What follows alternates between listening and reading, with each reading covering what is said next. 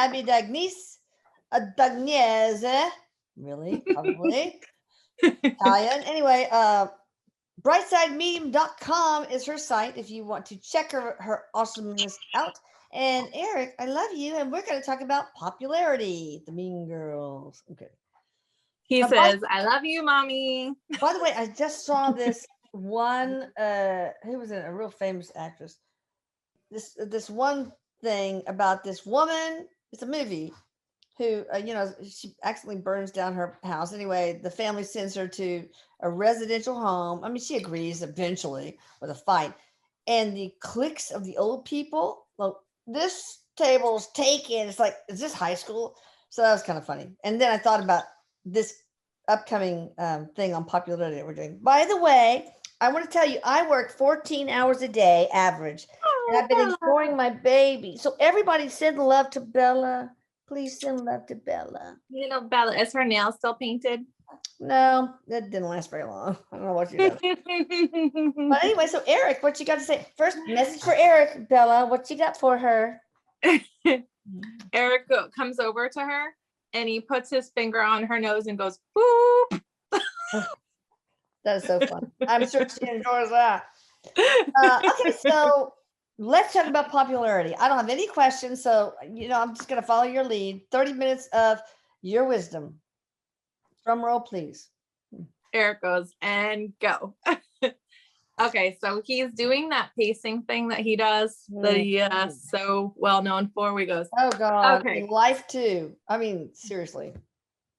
He says, I want to talk about popularity today because popularity, everybody thinks needs to rule their life and rule their world. He goes, you got the Kardashians in this country.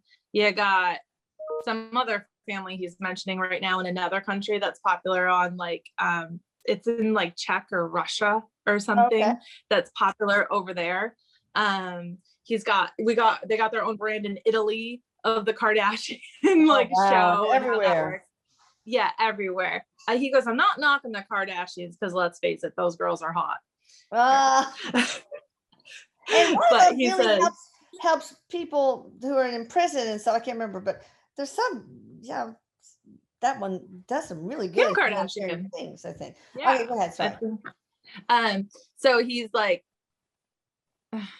he's being a little inappropriate. I'm trying to guide him back in now. No, go ahead. Don't weed Erik. Don't weed Erik. You can't weed him. He's talking about their butts. Okay, we're gonna just put it. He's the butt guy, he says. Okay, it's fine. It's fine. Oh, now he's talking about that he's butt and boobs. Okay, Erik, that's true. Let's get back to the point. So he says, okay, so now he's pacing fast again. And he's saying, thing is that popularity is people feel important because of money, because of self-esteem. He says, what exactly makes somebody popular? What makes somebody tick? He says, that's my point of it all. He says, it comes down to your self-esteem. Who's to say who is popular and who's not popular? The media, your friends, your family, your social group, usually your teachers. He says, it's really, if you look at it, a matter of opinion. And he says, it's a very human made observation. It's nothing spiritual on the other side. Yeah. So when souls like the royals cross over, they're regal because that's their characteristic. They're regal in their way. And there is a little more to it than that, which we won't get completely into at the moment. But the fact is that it's really just a matter of human opinion. He says, so when you break it down, he goes, if you're that lonely girl sitting at the cafeteria table by yourself, I always was, right here, I had butter thrown in my hair. Like, it was great. It was a great upbringing. He says, you make it stronger, but go ahead. He says, the way you can really change it in your brain is that it's like really doesn't matter, because all you're doing is objectifying something that is not really that objective. Mm-hmm. He says it's really just a matter of opinion that doesn't matter. That's right. And everybody cross over. The Kardashians, when they cross over, they're not going to be given any special treatment compared to me or you, Abby. A soul is a soul is a soul, right? He says you Might have their own can't bring it with personality. you. Huh? He says you can't bring it with you if you're thinking Yeah. about money. You can't bring it with you. Not those big butts and the boobs or the money. No way. No, can't bring it with you. He says that it's going along with the whole idolizing false idols. Yeah. You know, and he's not necessarily talking about false idols like the flag in your country or, you know, things like that. It's more like, or like Santa Claus, those are different things we're talking about. It's more like you're creating something, you're manifesting something that actually really doesn't exist. But because you're manifesting it, you're giving it power. The more power you give it, the more objectifying that will happen. And the more you're making something reality. So in reality, you're actually really just kind of creating your own conundrums, he says. You're creating you're talking about giving power to the concept of popularity? Is that what you're talking about? Exactly. Okay. He's going back in time, way back when, to when popularity all began. And he's bringing up that popularity really began back at the beginning of mankind, with the hunting. With the people that were able to provide for food, with the people that were healthy enough and strong enough to be able to carry the most like timber, to be able to, you know, keep shelter. And the people that had the most endurance, those were the most popular. Versus when it came to like esthetician wise, he says. So that's what about women? Were they popular in so far as whether they could produce the best offspring? Was that part they were actually considered very magical. Okay. Because they didn't, like back at the beginning of time, they didn't have ways of explaining medicine and body parts and how things happen. So it was considered to be very like, if a woman can do this, it's like kind of like, okay, so a terrible example, okay, but like, you know, The Handmaid's Tale, have you ever seen that on Hulu? Yeah, I've seen a little bit. So there's like the handmaidens that are capable of having children, and then like a whole society of women that are not able to. It's kind of like, I don't know how to relate that, but Eric's just like kind of helping me use that as an example, as that's how they used to look at it, is very like, oh, like women can do this. So actually caveman era, I don't know how he says, the Palean something or other, I don't know what it's called. At that time they were actually considered higher beings at one point, because they were capable of being able to do that. And so that was, they were more popular. They were popular then, or just magical? That's kind of different. It is different. Exactly. Magical. More magical. But that was their purpose. And if they didn't have that magic, there was no point in them because they weren't as strong physically. So it was an interesting thing. But then how did it evolve to where to the current concept of popularity?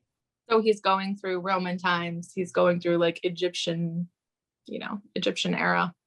And how actually women, especially during Egyptian times, were considered very different parts of the world. He says also different parts of the world back then didn't integrate with other different parts of the world. American Indians were not hanging out in Egypt, you know, so obviously they had their own concepts and their own different cultures. So you were really asking that question of what culture are we discussing? Because all different cultures had their own concepts about women and what they were. Popularity itself, though, no matter what culture, Erik says, did not change. Still the concept of something needing to be popular is a very human, he says, contradiction of itself, actually. And the reason why it's a contradiction is because we don't want, like, nobody wants to sit there. I mean, maybe, like I want to get popular because I want money and stuff, but like nobody really knows what being popular is like. And then once you get there, once you get to that point, do you really want to be popular? You know, and he's bringing up some like horrific stories about in time, just in history, like during World War II and the Great Depression, and just like he's even bringing up the mafia, just like, you know, Al Capone and those guys. Did they really intend on being popular? Yeah. Was that really what they were trying to do, or was it about the money? That's was more it notorious. But okay, so are people who seek out popularity is kind of a contradiction to me, because I have this feeling that they do so because they have self-loathing. Or is that not true? Or is it because I want power? Or is it both? It's a misconception. It's a misconception. What they really want is, yes, money, Yeah. a need to fit in, a need to feel valued, a need to feel secure, a need to feel admired. It's all one thing. They want to be loved. And people feel like the more money they have, they're going to be loved, et cetera, et cetera, et cetera. So I think it all comes down to people who need love. And a lot of those people don't feel self-love. Well, he's bringing up again the example of the Kardashians. Okay. Yeah. Well, he really likes talking about those girls. No, doesn't he? He goes, well, that's just such a good example, though. They were brought into wealth. They were brought into like power of popularity because of like their parents, right? So he says that it's more the expectations that are on them at that point. So there's popularity because you want money and riches and fame, but then there's popularity because it's more of a forced cultural habit, he says, for you. Okay. You can always tell when I'm channeling because I say really profound things like I am right now. I'm not really that's not the usual. But I want to go back to history. Did the Anunnakis have anything to do with the development of this concept? Like across all cultures, with Enlil's team and Inky's team, they were all over the Mayans and everything and stuff. Did Enlil, the bad one that hated humans, etc., you know, he wanted to be in power of the humans, oppress them, enslave them, and Inky loved humans and wanted to free them and wanted them to develop their own, to be self-empowered. Does that have anything to do with the concept of, and the evolution of popularity on Neil's team, Erik?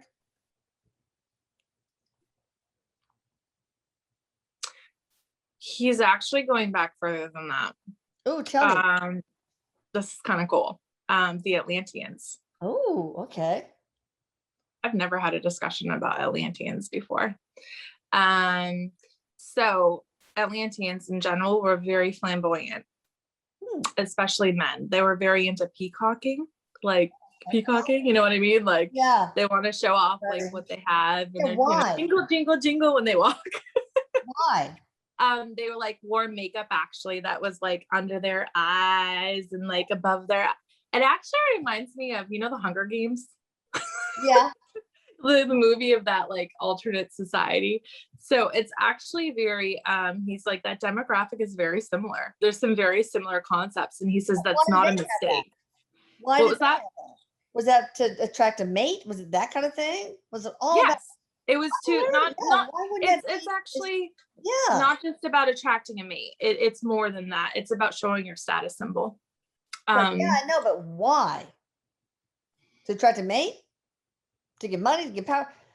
I bet it's like all biologic somehow, way, shape, or form. It's all like the colorful male birds compared to the drab females. It's like, so he's going into screw me. He's going into an example of like, you know, seals. Yeah. Okay, so they have a pet rock. They'll like get a rock out of the ocean and they'll carry it around on their chest or their stomach, and that's their rock. And they like to get the smoothest and the roundest rock, and they pick a rock and they like that rock, and that is their rock. So it's kind of a little bit of a status symbol. Once again, it's the humanness of it all, you know, just like, look what I have. I am above you. I have this. I know, but you're not sharing the root, Erik.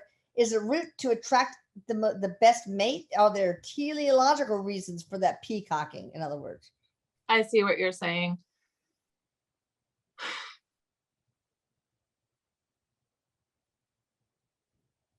I'm trying to understand him on this because he's going back to biblical era, which is fast forward from Atlantean era. So he's kind of all over the place on this. I'm not really picking up what he's putting down. Eric, yes or no? The peacocking of the Atlantean men, was it teleological to just attract the best mate? He says yes and no, though. That's what he's talking so much so fast, because it's a different, you're relating it as if we're talking to people in our society nowadays. Oh, yes. It's a completely different society of people. So you can't, the root is not the same root. It's not the same. It's not the same. Like it's just a different concept altogether. Like our DNA has changed. Like the structures of our DNA have changed over the beginning of creation and since humanity came to Earth. So in general, it's like the needs were different. No, I don't think it was to attract a mate, because I feel like, I hate to say this, but in the Atlantean era, women were not exactly like prized possessions. They were and they weren't, but I feel like the men definitely were much more the ones that ran society with the opposite. I thought that was a very matriarchal society, Eric, unless they were like really girly guys. Maybe I'm thinking of Amazon women. I don't know. There was that too, though. Sex was not like, it was nothing for men to be bisexual. Okay. That's what I mean by it wasn't. Oh, they were not super like, okay, Right. I got you. Sex was not just for reproduction. It was for pleasure. Exactly. Exactly. It was much more of, I don't know anything about, I've never heard of this term, like a Platonic society, like Plato. I don't know anything about that, but he's bringing up, yeah, I understand. Yeah. He's bringing up like a very Platonic Plato society of just men aren't just men, you know, and women aren't just women. Like it was very easygoing, at least with the sexual part of it. Genders were very fluid, I guess. And yeah, things were a lot more sexually fluid, and the conversations would have been ridiculous about they completely understood the referring to people as them or they, or and changing their pronouns. Like they would understand that much more than we ever could. Yeah. So so now popularity, you know, worshiping others, that's now we've entered the age of Aquarius, where that was so typical of the last age, whatever, I can't remember, Leo, Taurus, whatever. Last age, and no longer. That has got to be dissipating, this whole idol worship, right? Once again, it's a very human thought process to idolize somebody. There's a change, there's a shift. And you can see the examples with the royal family in England. Yeah. You know, you can see the shift. He says in hypocrisy. That's a really big word. I don't even know what that word means, but he's using it. And so you can see that shift happening. Is it going to happen in our lifetime, in our time frame, the way we think it's going to shift, and the way, you know, you're kind of implying? Probably not, but there's going to be slow shifts with popularity in the way that it goes. I do feel like he's like mentioning social media, and eventually people just might get a little more sick of it, but it's always going to be there. He's saying it will shift, just kind of like how Twitter is also still so incredibly used and popular, and I get that. But it's kind of like MySpace, right? MySpace was super popular, and like Facebook, all of a sudden, I'm pretty sure they came out about the same time, but all of a sudden everybody you knew had Facebook. And so like everybody stopped using their MySpace, and I'm sitting there thinking my MySpace was pretty awesome. Like, why do why does nobody use MySpace anymore? I don't know, because nobody does. So like there's gonna be always constant shifts with how people choose to bring out how to peacock. All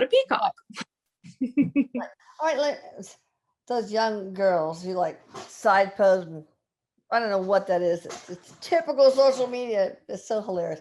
All Or right, that lip thing that they always do. They go, I what? know, that's it. Like I was like, did you get your lips done? All right, so let's go to the point of the biblical times that you were talking about. So the Roman Empire. Yeah. Okay. The Vikings into the Roman Empire. Got it.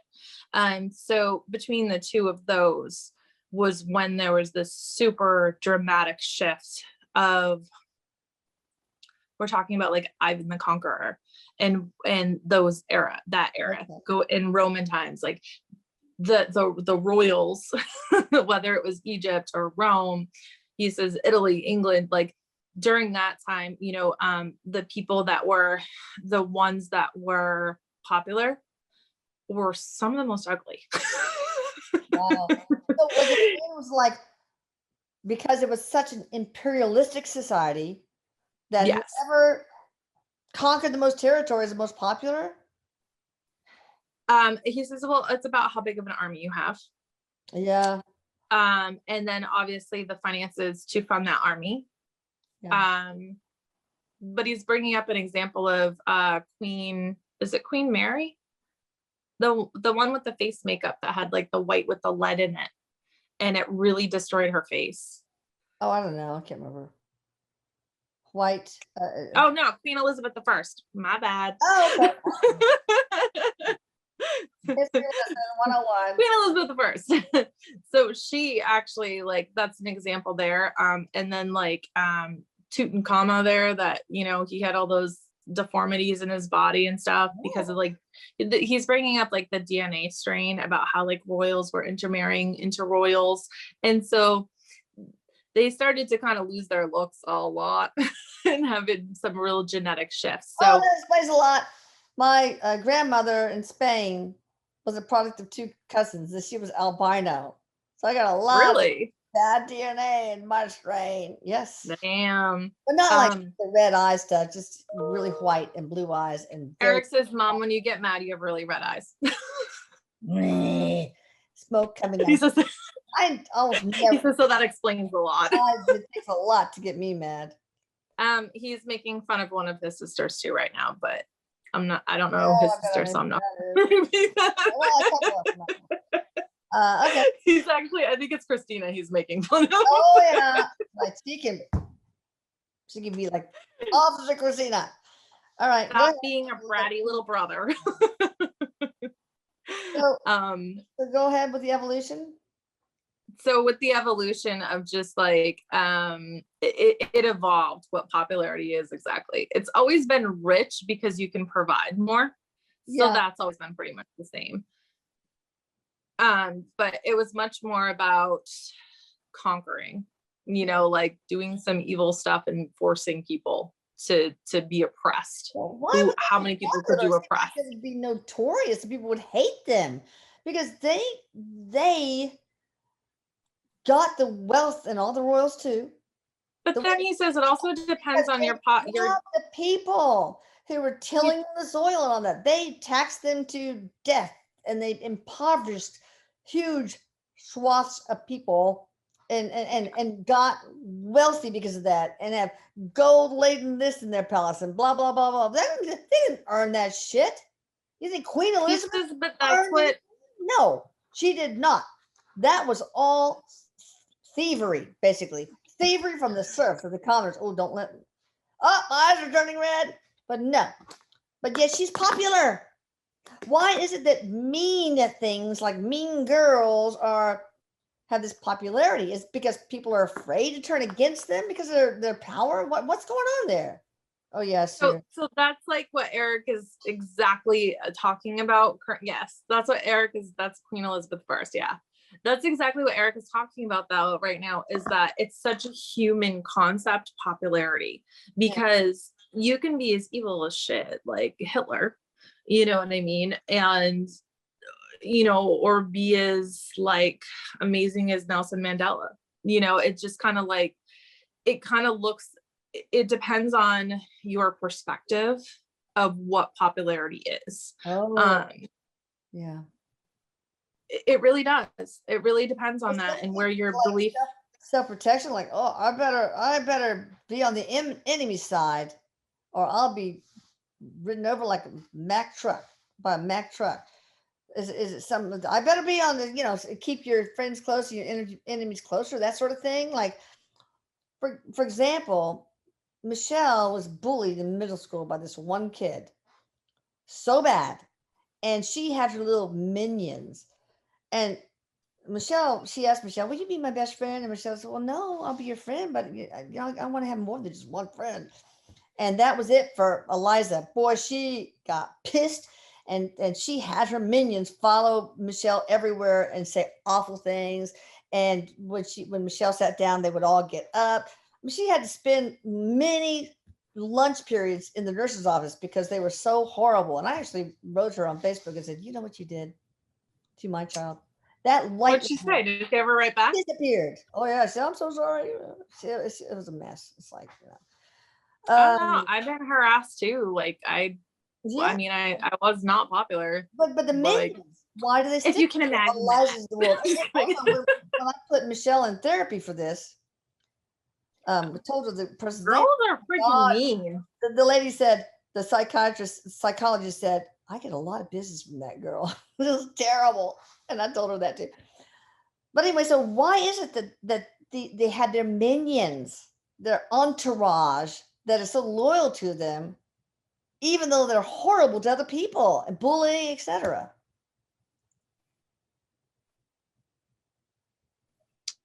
It's the fear that they play off of not fitting in. They know right where to take that knife and dig it in their heart.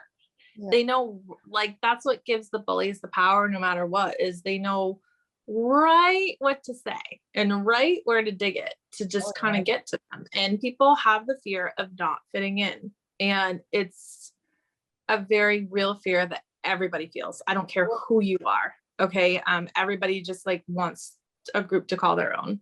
And animals, we want to feel a sense of belonging. But I've got news for you, and this is my book, Raising Children Who Think for Themselves. There are two ways to get that sense of belonging in a pack. You can either conform to them and do whatever they say, blah, blah, blah, wear their clothes, listen to the same music, or you can contribute something meaningful to the pack. I don't care what it is, maybe being a good listener, or, giving the right amount of love to everyone who needs it, whatever. But those are the two ways. And one creates externally directed kid. What can I do to stay in the good crowd? And the other is creates self-directional, like, I'm my own shit, man. I'm going to contribute. And no, Lucas. And stuff. And it's so important. It's the difference between following an external beacon on your life or an internal compass, which we are supposed to do. That's our intuition. So you guys, fuck the popular people. I mean, you can still like them. A lot of them are great, I'm sure, but not the ones who use who weaponize their popularity. That's where I draw the line. You don't weaponize popularity. If you do, and if you guys suck up to them, I don't know what to tell you. So you got to realize that you are one and part of God, just like they are. That you are an incredibly divine being, just like they are. So there. I don't know. That's all. That is all. And who says that you're not a medium and you don't channel? You lately, Missy, have been just channeling the shit out of this yourself. I think so. It's opening up, but so weaponized popularity is the problem. It's okay to be popular if you're good popular, like Nelson Mandela, right? Yeah. He says also it goes back to the concept of who says what's good is good, who says what's bad is bad. Yeah. And I hate that, but it's true. Mm-hmm. We decide as humanity what is good and what is bad, but in heaven, a death is a death is a death. Yeah. It's an experience. Yeah. It's all just an experience. It all gets chalked up to an experience. So who's to say what's good and bad, or how you should or shouldn't treat somebody, or who's to say, who makes up these rules about it all? It's like that. Yeah, so God, to live on this earth as a human we have basic humanistic rules that we follow as part of humanity. And that's what the discussion is about today. Yeah. Not really about what it's in heaven, because in heaven, it's just another experience that you have to once again learn more so you can be closer to source God and help other souls evolve. Exactly. And Erik, this is so timely, and I'm sure it's all planned, had us create an Atlantic Scalar service. Well, a couple of them that are pertaining to this. One is relief from self-loathing, and another, and for some reason it's different, according to him, is relief from a low self-esteem / low self-confidence. And I see why he's wanting that, wanting me to put that out. That's really neat. It always blows my mind how like that happens, like synchronicities like that. It just really does happen that way. Yeah, and I had the same thing with the self-esteem one came up at the same time as the bullying and the self-love one we did, remember? Oh yeah, that's right. Fine. God, I forgot. Okay, so but Adrian, the spokes alien for the tall whites, he said that one person asked, "Can we all heal ourselves, our physical bodies?" Yes. A la Louise Hay. Yes. And said the big foundation is self-love. That's everything. So I told Erik, I said, okay, then we want to heal more people with Atlantic Scalar Services. So we need to offer the self-loathing service for a much reduced price so we can help more people. Because once you get rid of that, sometimes you don't need any other Atlantic Scalar service. You can heal yourself, guys. So he said, yes. So I lowered the price drastically, almost half, and it was already cheap because it takes me a long time. So that's cool, really cool. Anything else you want to share with people? Any advice for people who want to fit in, who want to be popular, and also any advice? Well, let's just start with that, and then one more question. He says that when it comes down to the moment, and you're not feeling good about possibly not fitting in, like watch this video. Just remember that it doesn't even matter, because it's gonna evolve and it's gonna change. He says things are meant to change. You're here and you grow and you change and you look different when you were 30 than you will when you're 70. It's meant to be that way. So if it's painful in the moment, just like remember that he says you're like growing and evolving, and that moment will not cease to exist, but it will exist the more power and thought process you put into it. So if you're stuck in that whole, I'm sitting at the cafeteria table and I'm in the 8th grade and nobody will talk to me, and you repeat that to yourself until you're 40, then you're putting more power into that moment, which then in turn makes it more realistic about how heavy that PTSD incident is for you. He says to just remember that it's just about manifesting things, people.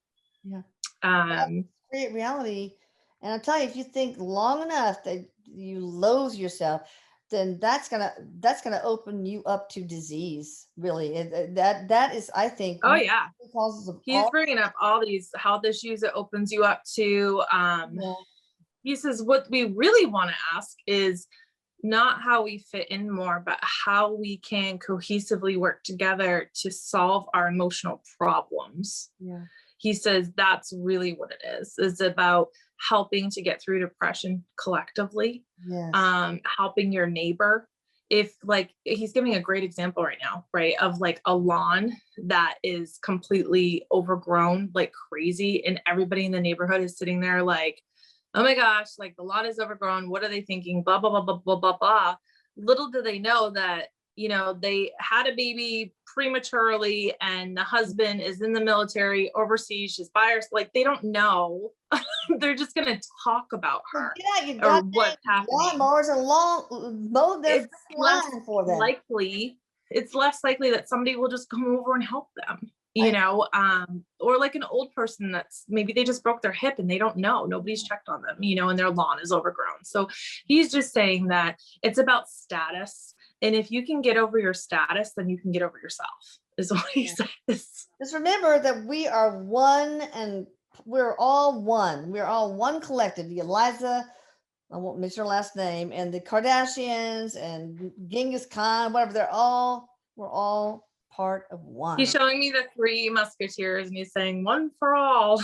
One for all for one. Yes. I mean, so if you think, well, I'm so popular and she don't like me. No, you're just as amazing and perfect as she or he is. So, now, how do you, when somebody weaponizes popularity against you, i.e. bullying, what do you do? What do you, how do you change your perspective, and what advice do you have? We kind of talked about a little bit of this. He answered the question before you even asked it. That's so funny. He just said to me, don't manifest dysfunction, and don't let it continue by giving attention to it. Yeah. He says, you're really weaponizing it, people. He says, he says, you're taking that bullet, you're shoving it in the thingy, whatever he's showing me. I don't even know. The barrel. Fire. So, and you're pulling the trigger. What should Michelle have done with this Eliza character?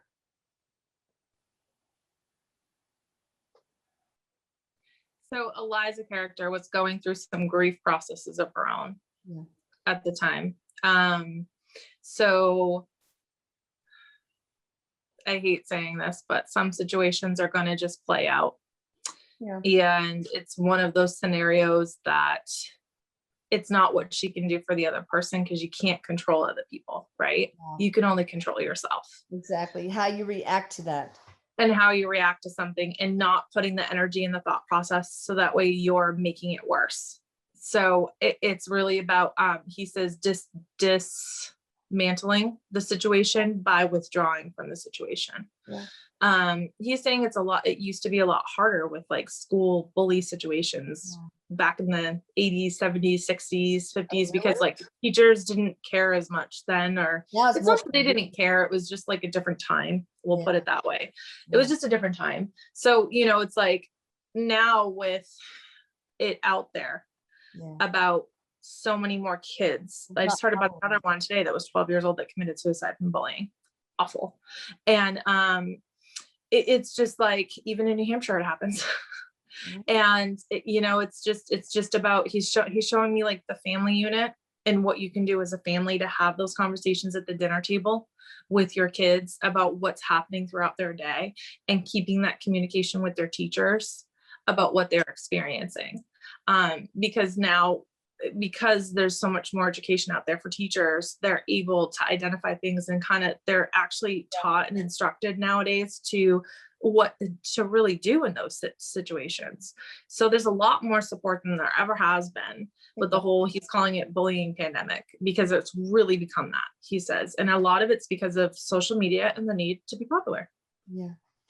But for you adults out there, and kids who feel the need to be popular,